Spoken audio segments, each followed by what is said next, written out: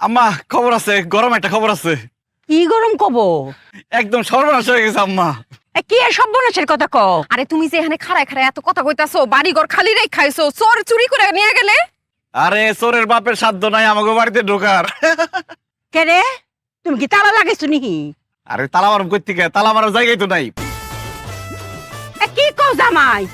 আম্মা আপনারা গেলেন না নীলফর কালা বাড়িতে, ওই সময় আমার মাথায় একটা বুদ্ধি খেলে গেল যে আমি বাড়িতে বসে থাকুম, আমি একটা কাজ করি, রান্না বান্না করি।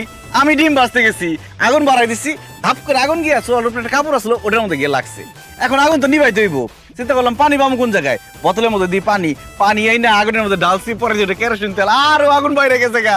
পরে এরপরে ওই আগুন আগুনের লিগে পাতা শাড়ি আপনাকে কাপড় চোপড় যা আছে সব দিছি, আগুন এত নির্লজ্জ তাও ডাকে না, বাইরে আসে। এরপরে আমি দৌড়াইয়া রান্নাঘর থেকে বড় করে আইছি, আগুন আমার পিছে পিছে বড় করে আইছে, পরে দাও দাও করে পুরো বাড়ি জ্বলে গেছে, একদম জৈরা পড়ে সরকার। কইতাছি এনে দাঁড়াদাঁড়ি কইতাছ, আম্মা তাড়াতাড়ি চলো পানি দিতে বাড়ি। আরে পানি কই দিবা, বাড়ি তো নাই, কারণ আগুন ধইরা পুরা বাড়ি পুড়ে গেছে, একদম ছাই ছাই হয়ে গেছে। ওই যে কুসুমের মা ওরা ছাই নিয়ে যাইতেছে মাছ কুড়ার লিগে।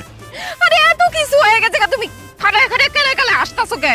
আরে হাসুন না, আম্মাই তো কইছে যত কষ্টই হোক, কষ্ট থাকবে মনের মধ্যে, মুখের মধ্যে থাকবো হাসি, তাহলে আশেপাশের 10 গ্রামের লোকজন জানবো আমরা অনেক সুখী পরিবার।